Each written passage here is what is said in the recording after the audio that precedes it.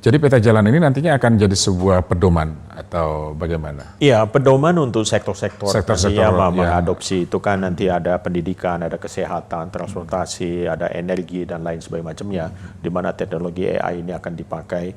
Nah, saya ingin mengatakan bahwa dengan perkembangan demikian kita bisa belajar gitu ya, apa yang harus kita lakukan. Tidak hanya menjadi user, tapi kita juga bisa menjadi developer dari yang namanya AI ini. Kita nggak mau negara kita jadi pasar, sementara kita nggak mengambil benefit yang lebih besar. Pernah ada satu berita itu, berita online gitu, beritanya bagus sekali, lancar, alur logis yang sangat bagus. Tapi dia lupa waktu dia dari ChatGPT itu, dia lupa bahwa ada prompt yang disuggest, yang diusulkan oleh ChatGPT. Apakah Anda ingin versi lebih ringkas 180 kata?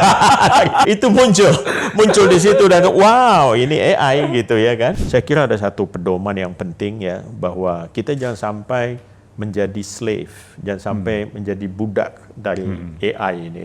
Kita harus menjadi master gitu. Kita harus menjadi tuan atas teknologi AI ini.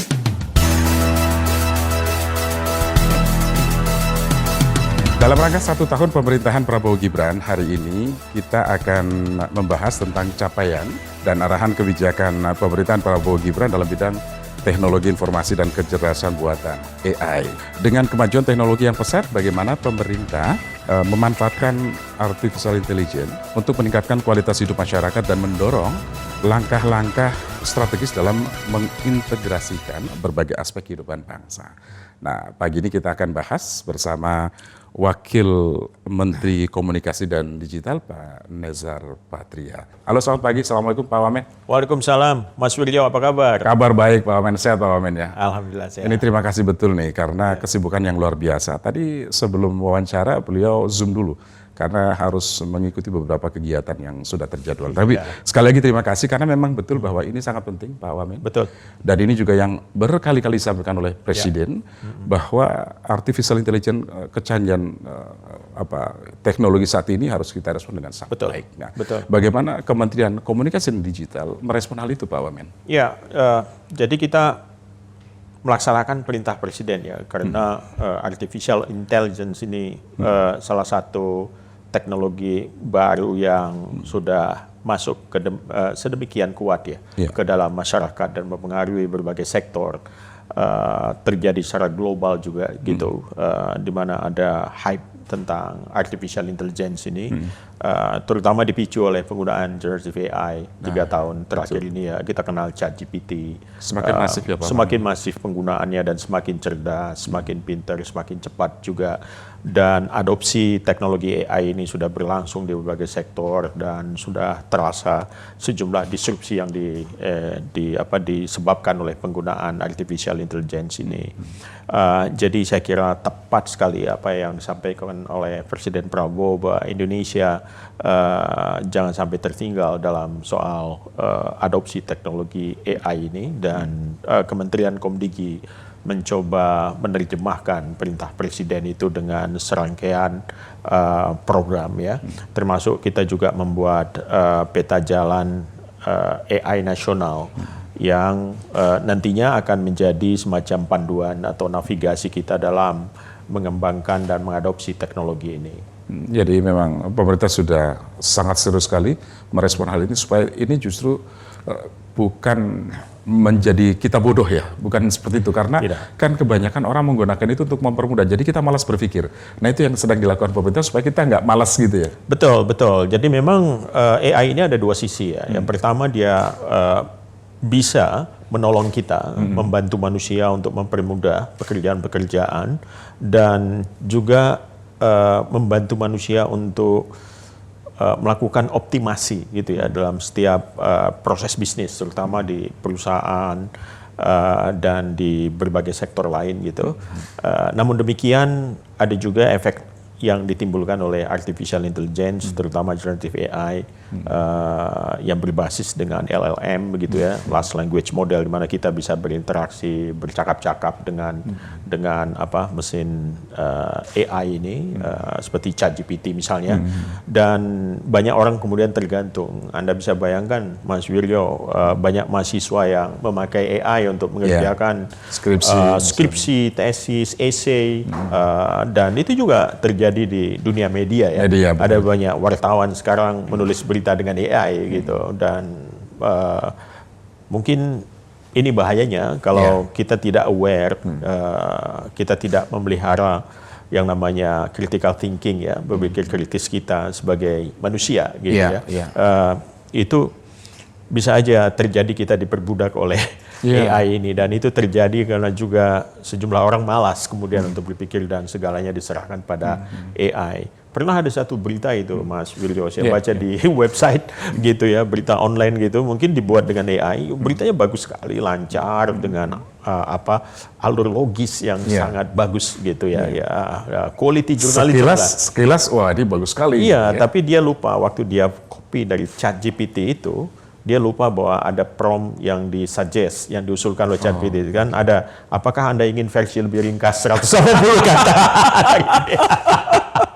Ya itu muncul di situ, dan wow, ini AI gitu ya kan. Ya, jadi ya itu ini karena kemalasan gitu, karena kemalasan. Jadi yang benar adalah bagaimana AI ini menjadi companion kita, menjadi teman gitu ya, menjadi teman, menjadi partner untuk mempermudah, mempertajam, atau mungkin juga memberikan informasi-informasi baru gitu kan, atau membantu kita menstrukturkan satu persoalan, atau mempermudah kita membuat order gitu dalam logik yang kita bangun kalau kita bekerja untuk membuat tulisan dan lain sebagainya. AI akan sangat-sangat membantu itu, karena kalau manusia mungkin kadang-kadang kita kan khilaf, atau kadang-kadang kita enggak melihat bahwa ada logika yang jumping atau segala macam, tapi AI bisa menemukan hal-hal begitu. Betul.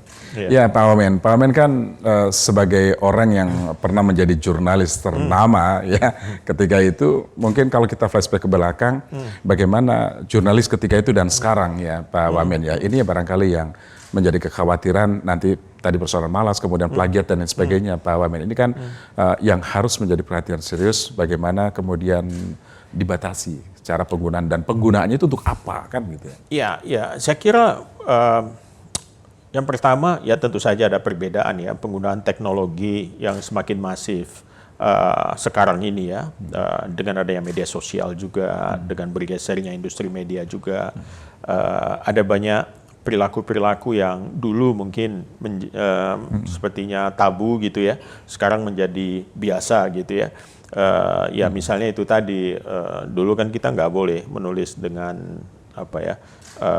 contekan atau segala macam gitu. Sekarang kan kita bisa bilang ChatGPT ya itu sebuah contekan gitu ya, dan kita ambil gitu aja dan kita tempel lalu kita publish gitu, tanpa melakukan cek dan recheck lagi misalnya. Padahal AI ini kadang-kadang juga punya halusinasi gitu loh, halusinasi. Dia bisa buat sesuatu hal yang tidak eksis di dunia gitu, tiba-tiba dengan kemampuan dia untuk melakukan imitasi atas realitas gitu, seakan-akan ada gitu. Nah, pekan lalu saya baca satu berita, ada satu badan atau lembaga konsultan asing gitu ya, dia dikontrak oleh pemerintah di satu negara, Australia kalau nggak salah gitu, untuk membuat satu planning gitu, dan dia menggunakan ChatGPT salah satunya gitu, dan ternyata beberapa resource-nya itu fiktif gitu, karena ditipu oleh ChatGPT. ChatGPT membuat rujukan untuk satu data yang sebetulnya nggak pernah eksis gitu. Nah akibatnya ya itu kontrak ratusan ribu US dollar. Akhirnya ini badan lembaga ini kemudian melakukan revisi terhadap itu, dan mereka siap untuk mengembalikan uang kontra itu kalau memang kliennya tidak berkenan gitu ya. Jadi ya itu, bahkan lembaga-lembaga riset yang sangat prestisius, Ya. ya dengan quality yang sangat tinggi, itu juga bisa kadang-kadang terpleset ketika menggunakan AI. Tapi ada banyak juga yang sukses, ada banyak juga yang perfect gitu menggunakan AI, dan ya hasilnya ya luar biasa gitu. Itu ada banyak juga. Ya, jadi ini sangat tergantung bagaimana kehati-hatian kita dan sikap kita ketika menggunakan artificial intelligence itu. Saya kira ada satu pedoman yang penting ya, bahwa kita jangan sampai menjadi slave, jangan sampai menjadi budak dari AI ini. Kita harus menjadi master gitu. Kita harus menjadi tuan atas teknologi AI ini. Ya, kita tetap menggunakan hati dan pikiran kita, ya, Pak Wamen, ya. Betul. Oke. Nah, Pak Wamen, tadi peta jalan kecerdasan artifisial nasional yang sekarang sedang disusun pemerintah. Apa sebetulnya melatar belakangnya itu, Pak Wamen, dan progresnya sejauh ini bagaimana? Iya, jadi latar belakangnya karena perkembangan AI begitu cepat dan adopsi teknologi AI ini harus ada regulasinya juga gitu, dan itu terjadi di seluruh belahan dunia sekarang ya, secara global. Pengaturan soal AI ini terjadi baik di Amerika, di Eropa, di China ya, dan kita lihat secara geopolitik ini US, ya, Amerika dengan Cina ini kan kompetisinya luar biasa, kompetisinya luar biasa. Dua-duanya punya kekuatan yang cukup signifikan untuk mempengaruhi lanskap perkembangan teknologi artificial intelligence ke depan, gitu. Tapi Amerika punya satu kekuatan dalam soal infrastruktur, terutama karena mereka menguasai industri semikonduktor yang saat ini mungkin belum bisa dikalahkan, paling tidak sampai hari ini. Mereka bisa memproduksi GPU yang cukup kuat, dan ini computing power yang dibutuhkan dalam industri yang memakai artificial intelligence. Dan kita tahu China juga sedang mengembangkan satu GPU gitu yang kuat untuk membackup atau untuk mendukung klaster komputasi yang mereka punya ya. Ya, kita lihat beberapa waktu lalu kita dikejutkan munculnya DeepSeek gitu ya, untuk mengimbangi yang namanya ChatGPT, dan mereka melakukannya dengan infrastruktur yang terbatas gitu dibandingkan dengan ChatGPT gitu, tapi dengan hasil yang sama maksimalnya. Nah, itu menunjukkan bahwa computing power, kalau cluster komputasi yang isinya itu adalah digital talent yang mumpuni gitu ya, itu atau talent digital yang tangguh gitu, itu bisa mengalahkan juga kelemahan infrastruktur gitu. Jadi mereka memainkan di algoritmanya, dan algoritma ini ada rumus-rumus matematik yang canggih itu gitu ya. Mereka bisa tweak formulasi matematiknya, dan kemudian hasilnya bisa sangat optimal seperti yang dicapai oleh ChatGPT. Nah, saya ingin mengatakan bahwa dengan perkembangan demikian kita bisa belajar gitu ya, apa yang harus kita lakukan. Apa yang harus kita lakukan agar kita tidak hanya menjadi user, tapi kita juga bisa menjadi developer dari yang namanya AI ini. Kita bisa jadi deployer dari yang namanya AI ini. Kita nggak mau pasar kita atau negara kita jadi pasar gitu ya untuk AI, sementara kita nggak mengambil benefit yang lebih besar dari teknologi ini. Kita punya populasi yang hampir 300 juta ya, di tahun 2030 mungkin tembus 300 juta. Dan ini tentu saja pasar yang sangat potensial untuk satu ekonomi digital yang akan tumbuh di masa depan, dan proyeksi pertumbuhan ekonomi digital ini sendiri kan cukup promising gitu ya. Kita diproyeksikan di Asia Tenggara saja ekonomi digital akan tumbuh sampai 1 triliun US dollar, dan kita akan contribute terhadap pertumbuhan itu sekitar 40%, sekitar 366 miliar dolar kurang lebih. Dan ini tentu saja menjadi satu harapan buat kita semua kalau kita siap. Apa yang harus kita siapkan? Ada dua hal. Yang pertama adalah human capital kita, sumber daya manusia kita, talent digital kita ini harus kuat dan harus cukup cakap juga menguasai yang namanya teknologi baru ini termasuk artificial intelligence. Lalu yang kemudian kita harus mampu membangun infrastruktur industri AI. Nah di sini mungkin kita akan berbicara lebih luas lagi ya, termasuk dengan strategi industri teknologi kita sendiri gitu ke depannya. Nah ini harus berjalan beriringan. Nah dua hal ini kemudian akan menjadi backbone untuk membentuk satu ekosistem ekonomi digital yang ada di Indonesia. Tentu saja nanti di sana ada R&D, di sana ada investasi dan lain sebagainya. Jadi saya kira saya cukup optimistis ya kalau ini bisa kita lakukan dengan tepat dan kita melihat juga Presiden memberikan semacam gestur yang cukup jelas bahwa kita harus bisa memimpin di bidang ini setidaknya di regional ya. Jadi saya kira kita bersiap dan peta jalan nasional AI ini salah satunya adalah mencoba memberikan semacam arah dan koridor buat kita bahwa kita akan menuju ke penguasaan teknologi secara mandiri. Gitu. Ya. Jadi peta jalan ini nantinya akan jadi sebuah pedoman atau bagaimana, Pak Wamen? Iya, pedoman untuk sektor-sektor yang mengadopsi itu kan nanti ada pendidikan, ada kesehatan, transportasi, ada energi dan lain sebagainya, di mana teknologi AI ini akan dipakai dan juga menjadi panduan untuk mengembangkan industri AI ke arah mana dan lain sebagainya.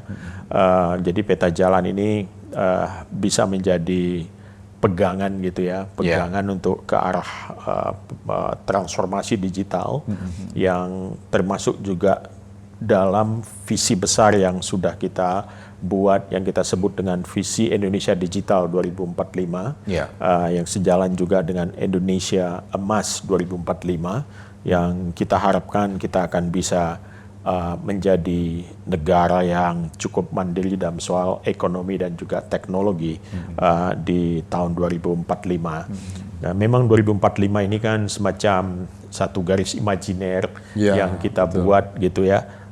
Kita bisa lebih cepat juga sampai ke sana atau optimis mungkin itu, kita, saya kira saya optimistis untuk soal ini sepanjang persiapan-persiapan itu kita lakukan mulai sekarang dan persiapan itu tentu saja akan sangat ditentukan dari 5 tahun sekarang ini gitu. Jadi 2025 sampai dengan 2030 saya kira akan menjadi satu critical times gitu karena dia akan menjadi bridging ya. 2030 ke 2045 itu 15 tahun. Ya 15 tahun itu sebetulnya adalah masa-masa yang sangat dinamis dan menentukan. Tapi base-nya ditentukan di 5 tahun. Jadi ini semacam jembatan untuk menuju ke pintu gerbang masa-masa yang sangat produktif di 2030 ke atas. Ada beberapa hal di situ, Mas Wiryo. Yang pertama, 2030 itu menurut para ahli ekonomi dan juga demografi mengatakan bahwa lapisan masyarakat yang produktif, usia produktif itu mungkin mencapai hampir 60% dari total populasi umur sekitar 17 sampai dengan 55 gitu. Itu lapisan itu cukup tebal dan ini adalah kekuatan produktif yang luar biasa buat bangsa kita. Dan ini yang disebut dengan bonus demografi. Itu kan. Dan kita pelan-pelan ini sudah masuk ke sana gitu. Nah, ini tentu saja harus dikelola dengan baik untuk bisa mendapat manfaatnya. Jadi ledakan tenaga produktif ini harus bisa menjadi stepping stone buat kita dan juga modal buat kita untuk bisa masuk ke negara yang lebih maju, keluar dari middle income trap, ya kan, menjadi negara yang maju. Nah, saya optimistis kalau kita tetap dengan visi ini ya, dan kita semua solid sebagai bangsa untuk melihat ke depan gitu. Dan kita bekerja keras untuk sampai ke sana. Dan itu dibuktikanlah oleh bangsa-bangsa yang pernah mendapatkan bonus demografi ini, semisal Cina dan Jepang gitu ya. Dan Jepang kita lihat setelah Perang Dunia Kedua di tahun 60-an 70-an mereka menikmati satu ledakan demografi yang cukup signifikan ya untuk menopang ekonomi mereka sekitar 60 sampai 1960 sampai 1980. Ya. Dan kalau kita lihat Jepang pada hari ini itu adalah yang dibangun pada masa-masa itu ya. Dan 70 80 mereka mulai start menjadi negara yang maju. Cina demikian juga, setelah 80-an kita lihat ada ledakan cukup besar, tapi mereka kan punya apa namanya? Populasi yang cukup besar gitu. Tapi belakangan kan kita lihat juga bahwa mereka ternyata komposisi demografinya juga harus diisi dengan tenaga produktif lebih besar. Kalau dulu kita kenal dengan policy one family one child gitu ya. Sekarang sudah boleh lebih dari satu, itu membuktikan bahwa mereka membutuhkan satu tenaga yang besar juga ke depan. Jadi ya secara global kita menghadapi pergeseran dalam soal demografi di dunia, dan ini harus kita respon dengan cukup baik karena resources secara ekonomi ini terbatas. Jadi kita harus punya strategi yang cukup tepat gitu ya. Kita punya kekayaan luar biasa pastinya gitu, nggak ada yang mendebat soal ini. Kita punya critical minerals di Indonesia cukup banyak. Industri ekstraktif yang ada di negeri ini sudah menopang bangsa ini hampir 80 tahun gitu ya. Betul. Tapi tentu saja resources ini, karena resources sumber daya alam itu terbatas. Kita harus berpikir, kita harus punya satu strategi. Kita bukan hanya negara yang mengekspor bahan mentah, tapi kita juga harus melakukan downstreaming, hilirisasi. Dengan hilirisasi misalnya industri-industri ekstraktif itu, kita bisa membangun dua pilar yang penting untuk negara industri, misalnya industri baja yang kuat, industri petrokimia yang nanti pada akhirnya akan menopang industri teknologi kita. Ya, Pak Wamen, peta jalan artificial intelligence ini, AI ini, selesainya akan kapan? Adakah target tertentu? Dokumennya sudah dalam tahap finalisasi. Saat ini sedang dibahas di Kementerian Hukum dan juga dengan sejumlah kementerian yang lain gitu, dalam rangka kita kirimkan ke Setnek gitu ya. Jadi pada tahap finalisasi, jadi kita coba berkoordinasi dengan berbagai kementerian gitu untuk persiapannya gitu loh, agar nanti ketika dia jadi Perpres dia cukup solid gitu, dia tidak ada komplikasi hukum atau tumpang tindih dan lain-lain gitu. Ya, baik. Ini menarik sekali karena memang ternyata kita sekarang sedang mempersiapkan berbagai infrastruktur, karena yang selama ini dikhawatirkan adalah kita negara besar dengan jumlah penduduk yang sangat besar, kemudian perkembangan teknologi yang begitu sangat cepat. Tadi Pak Wamen juga menyinggung tentang bagaimana persaingan di dunia, China dan juga Amerika ya, kecanggihan itu kita khawatir nih sebetulnya Pak Wamen, jangan sampai kita hanya menjadi objek mereka, kita hanya jadi penonton, tapi kita nggak bisa ngapa-ngapain. Betul. Gitu Pak Wamen. Betul. Jadi dengan peta jalan AI ini itu salah satu cara kita untuk merespon. Betul. Setidaknya kita punya satu arah gitu, kemana kita akan menuju. Nah, peta jalan kan namanya peta ya, membuat kita nggak tersesat lah gitu ya.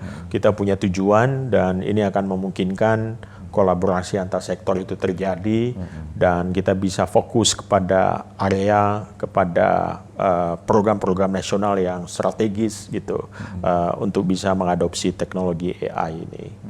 Pak Wamen tadi sebelum kita break, saya sampaikan ke Pak Wamen nanti ada pertanyaan dari pendengar yang ingin disampaikan. Nah, kita coba dengarkan dari Aldriansyah, mahasiswa Universitas BSI ya. Coba kita simak bersama Pak Wamen ya. Perkenalkan, nama saya Aldriansyah dari Universitas BSI. Saya sangat antusias melihat bagaimana teknologi AI berkembang pesat dan mulai diterapkan di berbagai sektor, termasuk di pemerintahan. Bagi generasi muda seperti saya, ini bukan hanya tentang kemajuan teknologi, tapi juga tentang harapan akan masa depan yang lebih efisien, adil, dan transparan. Saya pribadi merasa sangat terbantu dengan adanya teknologi AI, terutama dalam kegiatan kreatif seperti editing video, pembuatan video dan ilustrasi gambar. Dengan AI, proses editing jadi lebih cepat dan efisien. Misalkan untuk membuat sebuah transkrip otomatis atau memotong sebuah video. Selain itu, AI juga memudahkan saya membuat sebuah video dari teks atau skrip sederhana. Bahkan bisa membuat menghasilkan ilustrasi gambar yang sesuai dengan ide saya, meskipun saya tidak terlalu mahir untuk mendesain. Silakan ditanggapi dulu Pak Wamen. Ya, saya kira itu yang disampaikan oleh Aldriansa. ya, Ya. adik mahasiswa kita itu. Betul. Itu adalah gambaran bagaimana adopsi teknologi AI terjadi belakangan ini. Itu sangat banyak manfaatnya ya. Dia menggunakan itu untuk mengolah video, dia menggunakan itu untuk kegiatan kreatif lain ya. Dia bisa membuat video dengan AI, bukan hanya melakukan editing. Saya kira ini adalah bentuk-bentuk adopsi teknologi AI yang terjadi saat ini. Dan mungkin juga di luar itu ya, di luar itu kita juga menyaksikan ada pembuatan video dengan menggunakan AI ini digunakan untuk disinformasi dan misinformasi. Ini juga perlu kita waspadai ya. Kita waspadai apa yang kita kenal sebagai AI deepfake gitu ya. Deepfake di mana video itu dihasilkan oleh aplikasi AI yang sudah sangat sophisticated, sangat canggih sehingga bisa membuat hasil video itu gambar yang super realistik gitu ya, dan bisa meniru wajah kita juga, suara kita gitu ya, jadi wajah kita mungkin dipermak gitu. Betul. Atau mungkin juga pakai wajah orang lain ya, dibuat mirip Donald Trump misalnya Presiden Amerika, dibuat mirip pemimpin Cina Xi Jinping misalnya, dan mereka mengatakan sesuatu yang seakan-akan dunia akan perang gitu ya. Tapi sebenarnya itu tidak demikian. Atau di tokoh-tokoh di dalam negeri itu bisa dibuat wajahnya dan juga ditiru suaranya dengan sangat persis dan akan mengecoh orang yang kurang waspada terhadap apa yang diucapkan. Dan kita menerima laporan banyak kejahatan-kejahatan siber yang menggunakan AI ini dan makin canggih, termasuk pembobolan rekening. Dengan menggunakan video call masuk ke seseorang dan itu wajahnya mirip sekali dengan seseorang yang sangat terkenal gitu, dan dia mengatakan ingin memberikan bantuan sekian puluh juta dan akan ditransfer ke rekening, lalu diberikan nomor rekeningnya oleh si penerima telepon ini, video call ini, lalu bukti transfernya itu ditunjukkan kalau udah, dan itu resitnya itu, bukti transfernya itu mirip sekali dengan logo bank, dengan segala macam. Pokoknya kita nggak bisa bedain mana asli mana palsu gitu. Betul. Tapi apa yang terjadi ternyata itu adalah penipuan. Dia minta supaya website itu tetap terbuka waktu logging untuk melakukan pengecekan bank. Nah, dalam waktu sekian puluh menit dia biarkan terbuka dan kemudian uangnya habis, dikuras, disisakan tinggal beberapa ribu perak saja. Jadi itu yang saya kira makin canggih tadi ya Pak Wamen ya. Iya, jadi kita harus berhati-hati dalam soal itu. Tapi tadi kan ada yang positifnya ya. Yang positif seperti yang dilakukan oleh Aldriansa, saya kira bagian itu kita harus support, bagian itu kita harus berikan jalan ya, bagaimana kegiatan-kegiatan kreatif itu bisa lebih banyak dilakukan dan lebih menguntungkan, lebih memberi manfaat buat semua, dan kita bisa tunjukkan bahwa AI itu kalau kita kendalikan ya, terutama dikerjakan dengan panduan etik. Nah, ini yang salah satu kata kunci yang penting di dalam peta jalan nasional AI kita. Jadi penggunaan AI yang etis dan bertanggung jawab ini menjadi hal yang harus ya dan wajib untuk diadopsi oleh para pengembang dan pengguna AI. Saya bacakan pertanyaan atau tanggapan sekaligus ini melalui WhatsApp ya, Pak Mujiman.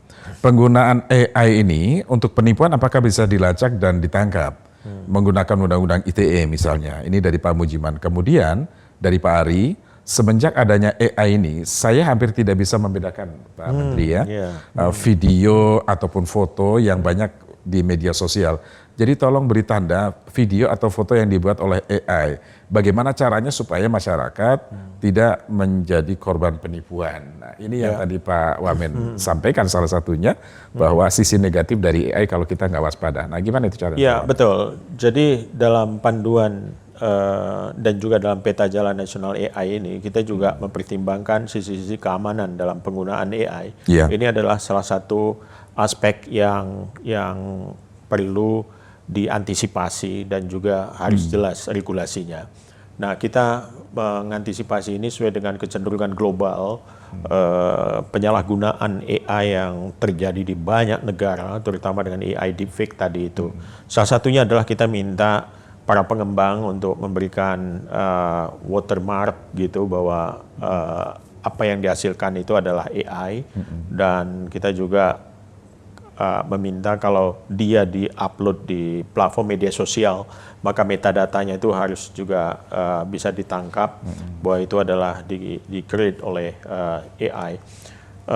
Jadi ini sudah menjadi komitmen juga, ada semacam koalisi besar antara pengembang AI, korporasi-korporasi yang mengembangkan teknologi AI untuk membuat semacam yang kita sebut sebagai content authentication gitu. Jadi kita coba membuat autentikasi dari konten-konten itu, apakah dia dibuat oleh AI atau dibuat oleh manusia. Ini salah satu jalan untuk mencegah masyarakat luas tertipu oleh yang namanya deepfake. Nah, memang butuh satu kejelian untuk soal ini, dan kita minta juga misal di platform-platform media sosial itu mereka memasang juga alat-alat untuk mendetek bahwa video yang dimasukkan itu AI, dan video yang belum lagi memakai watermark misalnya, itu otomatis bisa diberikan oleh platform di mana video itu disebarkan atau foto itu disebarkan dengan memberikan warning bahwa video ini adalah buatan AI. Betul. Ya. Nah, Pak Wamen, apa yang sekarang sedang dipersiapkan barangkali ya untuk mencetak para talenta-talenta digital yang siap memanfaatkan AI itu, termasuk juga keterlibatan perguruan tinggi ya? Ya, betul. Mencermati perkembangan global dan juga kebutuhan-kebutuhan dari human capital yang ada, seperti saya jelaskan di awal, kita membutuhkan kesiapan gitu ya. Saat ini ada gap yang terjadi, kita butuh tenaga yang punya skill dalam soal digital, khususnya juga AI, termasuk AI di dalamnya ya. Jadi ya tenaga yang tahu bagaimana menggunakan data science, cloud computing, Internet of Things, sampai dengan artificial intelligence. Dia juga tahu soal blockchain dan lain sebagainya. Kita butuh sekitar 12 juta gitu 2030. Nah, berdasarkan proyeksi studi yang kita buat, kita mungkin hanya mampu menghasilkan dengan keadaan yang biasa-biasa saja ini ya, dan juga dengan berbagai program yang sudah kita lakukan, mungkin hanya bisa memasok sekitar 9 juta. Jadi ada gap sekitar 3 jutaan gitu dalam talenta digital kita sampai 2030. Nah, untuk itu kita coba berkolaborasi dengan banyak pihak. Kita bekerjasama dengan universitas, kita bekerjasama juga dengan global tech companies, national tech companies, termasuk juga startup, termasuk juga komunitas-komunitas pengembang AI, preset AI, dan lain sebagainya, baik yang ada di pemerintahan maupun yang ada di swasta, untuk sama-sama bergerak gitu untuk bisa menghasilkan talenta digital kita ini. Kita bekerjasama dengan cukup banyak global tech companies yang punya program mendidik anak-anak kita gitu untuk menguasai teknologi ini. Tapi kita nggak mau berhenti hanya sebagai user, saya katakan itu. Kita mau menjadi developer. Nah, untuk itu Komdigi membuat satu proyek khusus yang kita sebut dengan AI Talent Factory. Berbagai stakeholder yang ada, termasuk di sini adalah kita seleksi mahasiswa-mahasiswa yang memang brilian, nilainya cakep gitu untuk soal teknologi informasi, AI dan lain-lain. Lalu kita kumpulkan mereka menjadi satu community yang solid gitu lah. Lalu kita berikan modul-modul untuk meningkatkan skill mereka, knowledge mereka. Dan kita bekerjasama dengan sejumlah lembaga perguruan tinggi, lembaga-lembaga riset. Bukan hanya nasional nih, Mas Wiryo, tapi juga internasional. Indonesia diaspora. Jadi diaspora Indonesia yang ada di luar, ada warga kita yang bekerja di global tech companies seperti misalnya ada yang di Google, DeepMind ya, ada juga yang di Microsoft, ada yang di IBM dan lain sebagainya macamnya. Jadi kita minta mereka juga mengisi, selain juga para expert, para pakar yang ada di universitas-universitas terkenal yang memang punya riset yang khusus untuk soal AI ini. Nah, kita harapkan AI Talent Factory ini akan mengerjakan dan memecahkan persoalan-persoalan yang menjadi proyek strategis nasional kita. Jadi mereka kita harapkan berkontribusi ya dengan use case, kita sebutnya use case, misalnya untuk bagaimana kita bisa mengoptimasi distribusi di sebuah koperasi ya dalam rangka membangun koperasi merah putih, atau bagaimana penggunaan AI untuk mengoptimasi proses belajar mengajar dan pembelajaran di sekolah rakyat, atau juga apa yang bisa dilakukan dengan AI untuk membantu proses dari yang namanya supply chain di dalam makan bergizi gratis, dan juga bagaimana melakukan evaluasi dan monitoring agar standar dari MBG ini bisa seperti yang kita harapkan dan memperkecil semua insiden-insiden yang terjadi. Nah, ini bisa dibantu dengan artificial intelligence. Ya. Baik, Pak Wamen, yang penting kan bagaimana pemerintah merespon dengan kesiapan infrastrukturnya, Pak Wamen, sehingga tadi kekhawatiran dua sisi yang tadi itu bisa kita sikapi, kita antisipasi, Pak Wamen. Ya, dalam hal ini kita tentu saja berkolaborasi dengan kementerian dan lembaga yang ada, gitu ya. Kita juga berkoordinasi dengan Kementerian Perekonomian, Menko Perekonomian. Kita bekerja sama dengan Kementerian Industri, kita bersama dengan Kementerian Pendidikan, Pendidikan Tinggi, Pendidikan Dasar Menengah juga. Kita bekerja sama dengan BRIN, kita bekerja sama dengan Korika, itu satu lembaga kolaborasi untuk riset dan inovasi artifisial, kecerdasan artifisial. Lalu kita bekerja sama dengan sejumlah perguruan tinggi, gitu ya.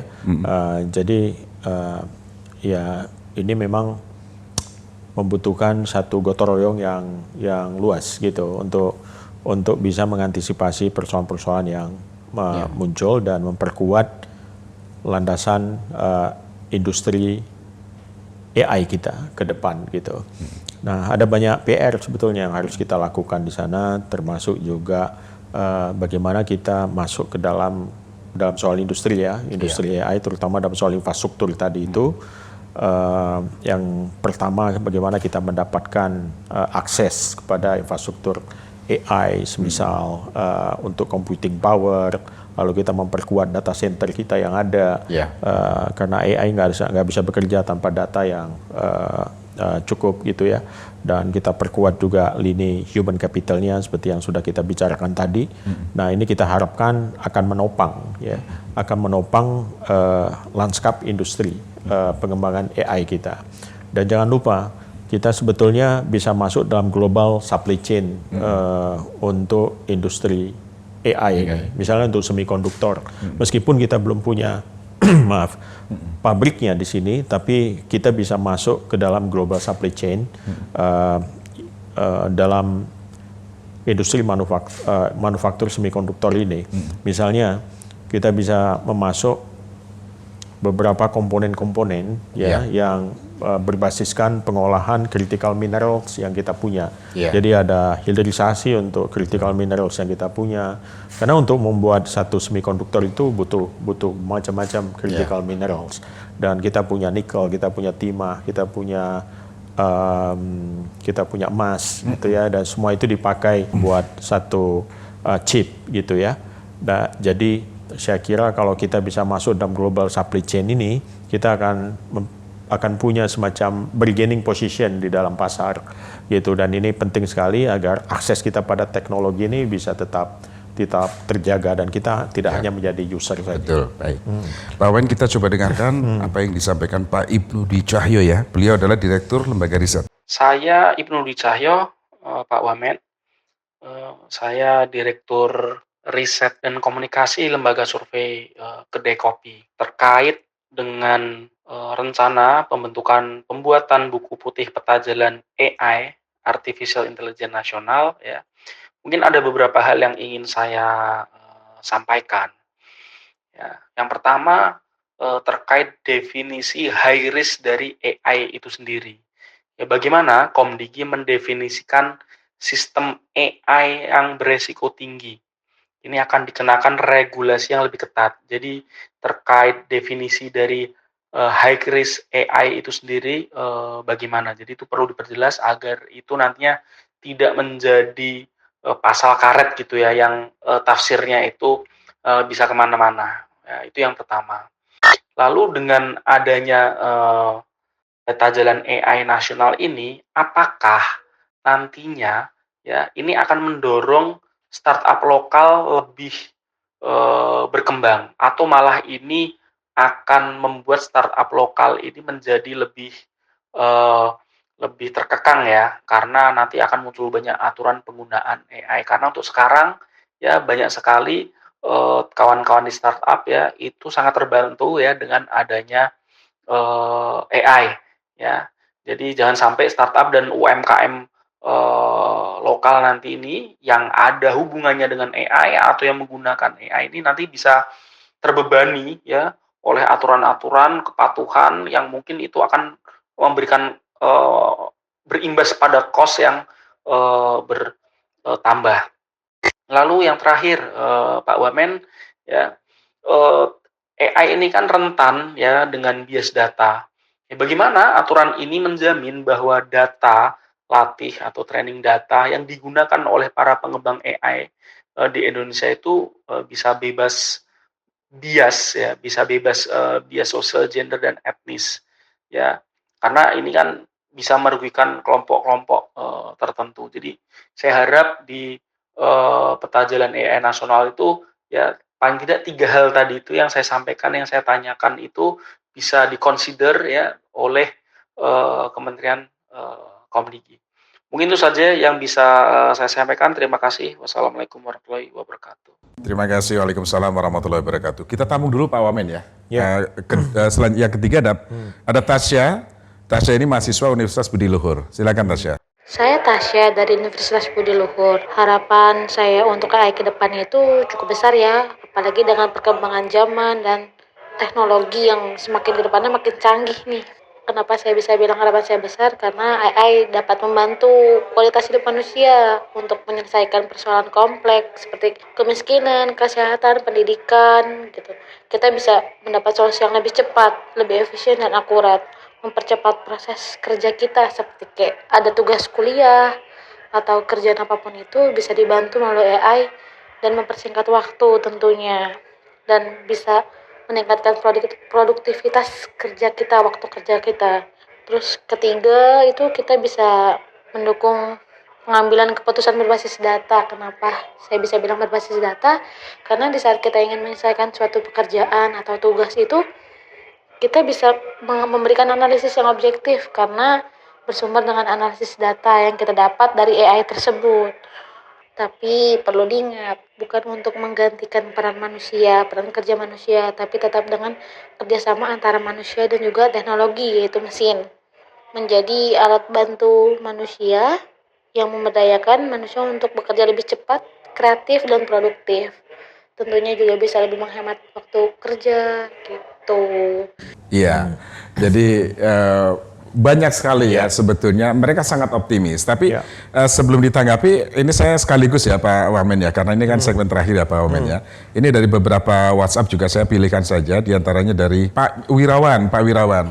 Teknologi AI ini tidak cocok di Indonesia katanya, sebab mudah disalahgunakan untuk hal yang negatif dan merugikan orang lain. Jadi semoga Komdigi ini bisa membatasi penggunaan AI di Indonesia. Kemudian Pak Lukman, nah ini perlu juga nih di zaman digital ini, sekolah SD sampai SMA, SLA ini setidaknya bisa disediakan lab komputer sebagai taman belajar. Kemudian ada WiFi gratis.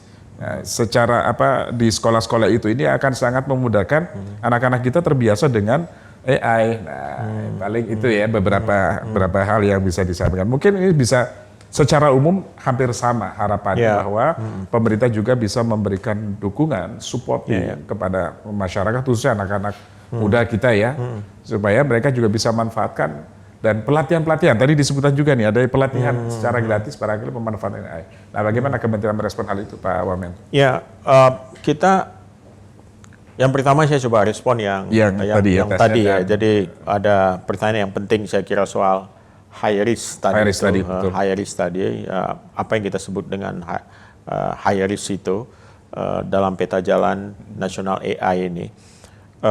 Ya, high risk itu salah satu pendekatan yang kita pakai untuk memetakan spektrum risiko gitu. Ya. Jadi ada yang namanya high risk, ada yang namanya low risk gitu ya. Ya. Ada juga yang kita sebut sebagai middle risk gitu ya. betul. Jadi yang masuk kategori high risk itu misalnya soal-soal yang berkaitan dengan data pribadi, biometrik, segala macam yang dipakai atau level autonomous dari AI gitu yang harus kita regulasi.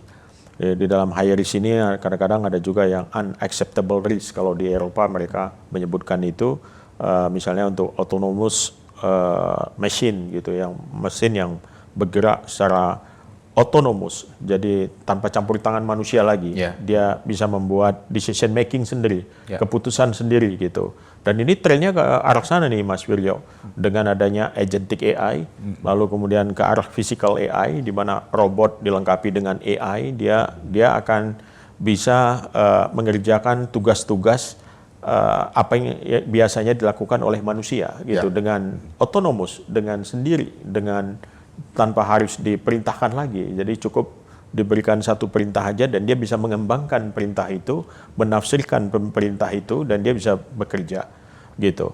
Nah, ini yang harus kita regulasi agar apa?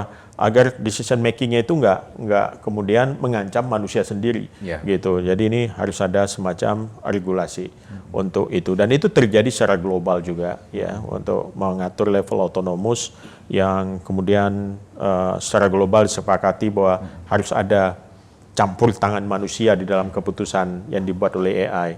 Nah, ini yang disebut dengan human in the loop gitu ya, harus ada campur tangan manusia di dalam proses pengambilan keputusan itu.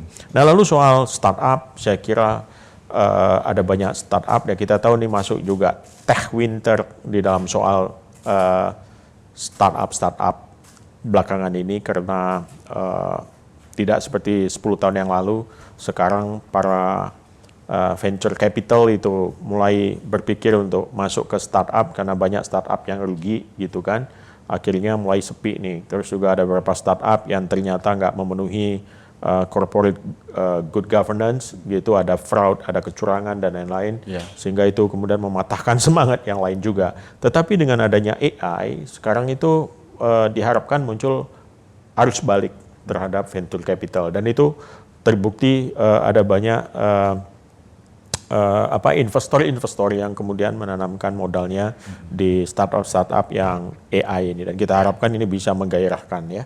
Lalu kemudian soal data, tadi disebut ada bias data. Nah, ini juga saya kira terkait dengan bagaimana kita memperlakukan data. Ini penting sekali dalam soal bagaimana AI dilatih dengan data-data ini. AI datanya AI makanan itu kan data. Jadi kalau yang masuk itu data yang salah, pasti dia juga keliru gitu. Jadi garbage in, garbage out gitu ya kan. Nah, jadi ini juga harus dipikirkan, dan saya kira dalam pendekatan di computer science itu memang sudah ada bagaimana menjaga yang namanya quality, data quality gitu. Saya kira kalau itu dilakukan itu akan memperkecil bias juga, dan bagaimana waktu mesin ini di training dia juga harus memperhatikan sejumlah nilai-nilai gitu ya, nilai-nilai, karena data itu kan juga nggak bebas nilai.